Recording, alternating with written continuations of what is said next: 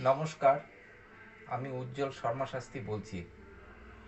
আমার গুরুদেব রাম ঠাকুরের চরণে প্রণাম জানিয়ে আমি আমার অনুষ্ঠান শুরু করছি। আজকে একটা ছোট্ট ভিডিও আপনাদের সামনে আমি উপস্থাপনা করব। রাহু সম্পর্কে আমি কিছু আলোচনা করব। ন্যাটাল চার্টে বা জন্মছকে রাহু কোন কোন অবস্থানে কি কি ফল দিতে পারে সেই নিয়ে আজকে আমি একটু আলোচনা করব। প্রথমে রাহু সম্পর্কে বলি। রাহু হলো শরভানু নামক এক অসুরের কর্তৃত মুণ্ড। রাহু ছায়া গ্রহ। রাহুকে অষ্টম গ্রহ বলা হয়ে থাকে। রাহু নিচস্থ হয় ধনু রাশিতে, রাহু উচ্চস্থ হয় মিথুন রাশিতে। রাহু অদম্য লোভের প্রতীক, দুরাকাঙ্ক্ষা, তীব্র আকাঙ্ক্ষা এদের কিছুতেই নিবৃত্তি হয় না। যাদের যে সমস্ত জাতক জাতিকাদের রাহু শক্তিশালী থাকে, রাহুর প্রভাব যদি ভালো থাকে, তাহলে এসব জাতক জাতিকাদের এই ধরনের ফল হয়ে থাকে। রাহু গ্রহটি আমরা অশুভ গ্রহ হিসেবে ধরি, কিন্তু রাহু কিন্তু অনেক সময় ভালো ফলও দিয়ে থাকে। লটারি, শেয়ার মার্কেট প্রভৃতি ক্ষেত্রে হঠাৎ প্রাপ্তিতে রাহুর একটা ভূমিকা থাকে। দাম্পত্য জীবনে যেমন রাহু অশান্তি সৃষ্টি করে, আবার বিবাহের ক্ষেত্রে রাহু কিন্তু ঘটকের কাজ করে। মেষ থেকে তুলা এই রাশিগুলোতে রাহু শুভ ফল দিয়ে থাকে। আবার বৃশ্চিক থেকে মীন এই সমস্ত রাশিগুলোতে রাহু অশুভ ফল দিয়ে থাকে। রাহু জাতক জাতিকার লগ্নে যদি অবস্থান করে, তাহলে কি ফল পেতে পারে? লগ্নে রাহু থাকলে এই সমস্ত জাতক জাতিকারা সাধারণত নির্দয় হয়ে থাকে, রোগভোগ এদের হয়, দাম্পত্য কলহ হয়, অর্থাৎ দাম্পত্য সুখের হানি ঘটে। রাহু যদি দ্বিতীয় অবস্থান করে, রাহু দ্বিতীয় অবস্থান করলে কি হয়, কি ফল পেয়ে থাকে এ সমস্ত জাতক জাতিকারা? এরা সাধারণত বিবাদ প্রিয় হয়, আত্মীয় স্বজনদের সঙ্গে বনিবনা কম হয়, আর্থিক ক্ষতি হয়ে থাকে। এরা যা বলে তা কিন্তু করে না। চোর ডাকাতের দ্বারা এদের ক্ষতি হতে পারে।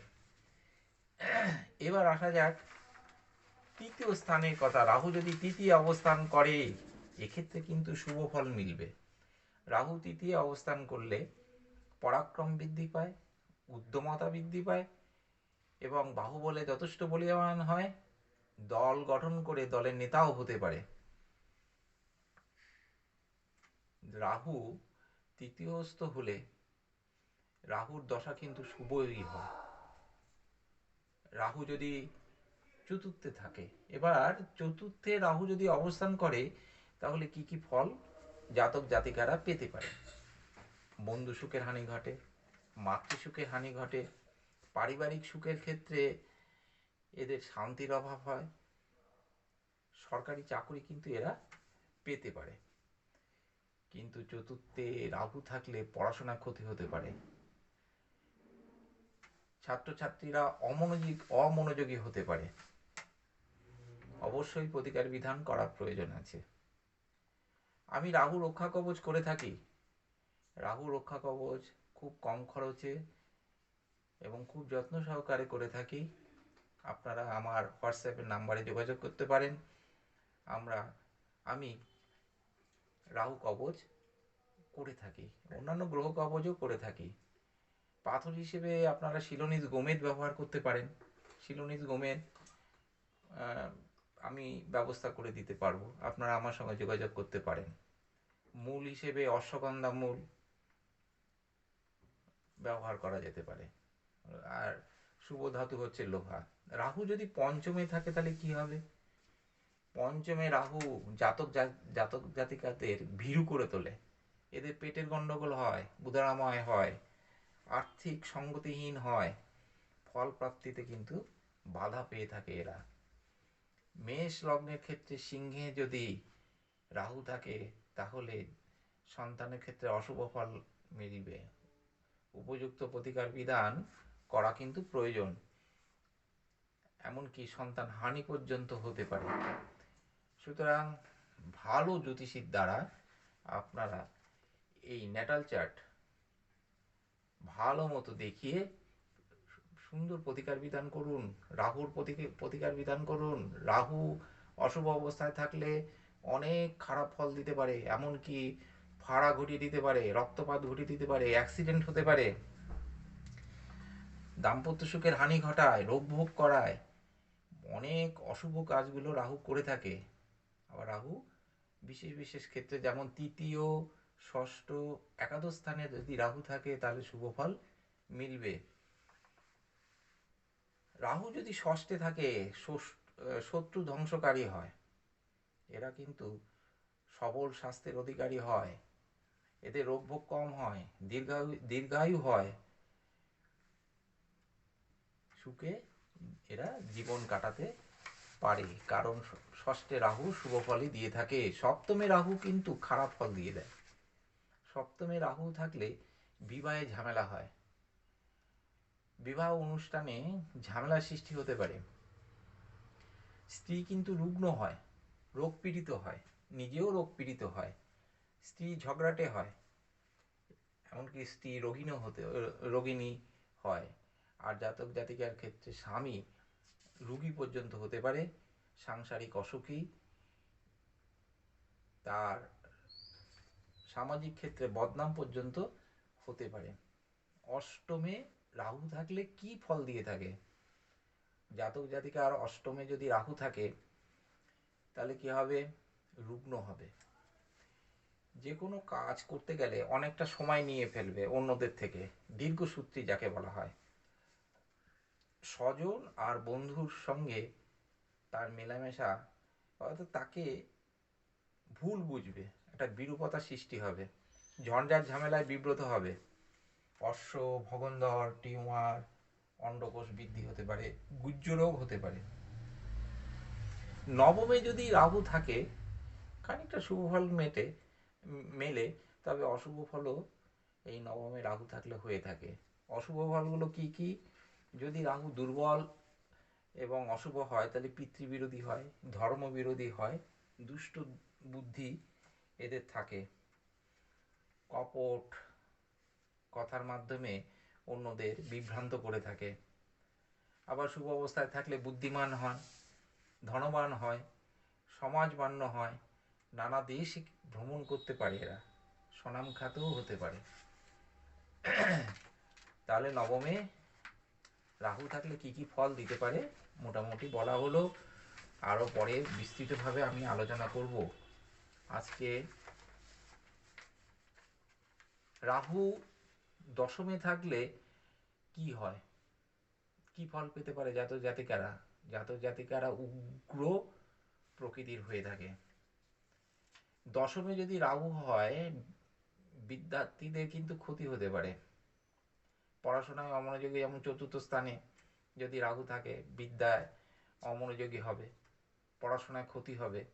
রাহু যদি দশমে থাকে জাতক জাতিকারা উগ্র হয়, বড়দের সম্মান দিয়ে কথা বলে না, বাবা মায়ের অবাধ্য হয়, বিনয়ী হয় না, এদের রাগ খুব হয়।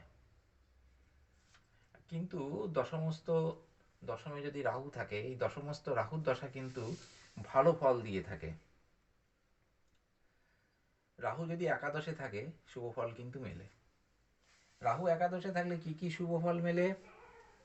এরা বিভিন্ন গোপনীয় এবং প্রকাশ্য উভয় দিক থেকে এরা ধন উপার্জন করে থাকে, সুখী ও বিজয়ী হয়, এদের সব মনোরথই মোটামুটি সিদ্ধ হয়। কর্মক্ষেত্রে শুভ ফল মিলে থাকে এদের। এরা চঞ্চল হয়, কানের রোগ কিন্তু হয়, এরা কানে কম শুনতে পারে, কিন্তু সাংসারিক দিক থেকে এরা অসুখী হয়। আয় উন্নতির দিক থেকে এরা ভালো ফল পেয়ে থাকে, এমনকি সরকারি চাকরি পর্যন্ত এরা পেতে পারে, উচ্চ পদ, এমনকি উচ্চ পদও এরা পেতে পারে। দ্বাদশে রাহু কিন্তু খুব অশুভ ফল দেয়। এরা পায়ের রোগে কিন্তু ভোগে, এদের চোখের রোগ হয়, এরা দুর্জনপ্রিয় হয় এবং দাম্পত্য অর্থাৎ স্ত্রী বিষয়ে এরা অসুখী হয়ে থাকে। দাম্পত্য জীবনের জাতক জাতিকারা সাধারণত অসুখী হয়ে থাকে। এদের কৃত ফল প্রাপ্তিতে বাধা সৃষ্টি করে এই দ্বাদশে রাহু থাকলে। সুতরাং অবশ্যই প্রতিকার বিধান করা প্রয়োজন। তাহলে বোঝা গেল রাহু যদি খারাপ থাকে তাহলে কি কি হতে পারে। মানসিক অশান্তি হতে পারে, বিভিন্ন ঝামেলা ঝঞ্ঝাটের সঙ্গে জড়িয়ে যেতে পারে, রোগ ভোগ হতে পারে, চোখের রোগ হতে পারে, পেটের রোগ হতে পারে, শত্রুদের দ্বারা ক্ষতি হতে পারে, স্মৃতিশক্তি লোপ পেতে পারে, রূঢ়তা বৃদ্ধি পেতে পারে, ভয় বৃদ্ধি পেতে পারে, রক্তপাত, অ্যাক্সিডেন্ট, এইগুলো বিভিন্ন রকম ঝামেলার মধ্যে ফেলে দিতে পারে।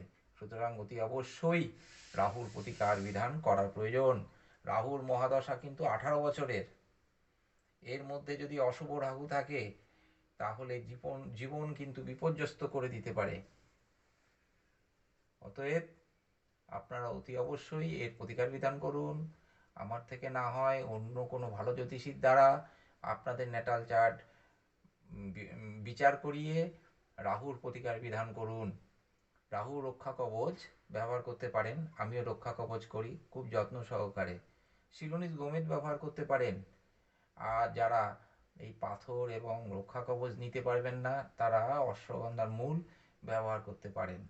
তবে অতি অবশ্যই আমি বলবো রক্ষা কবচে ভালো ফল হয় শিলনিজ গোমেদ নাম্বার 1। শিলনিজ গোমেদ যদি নেওয়া যায় তাহলে খুবই ভালো ফল হয়।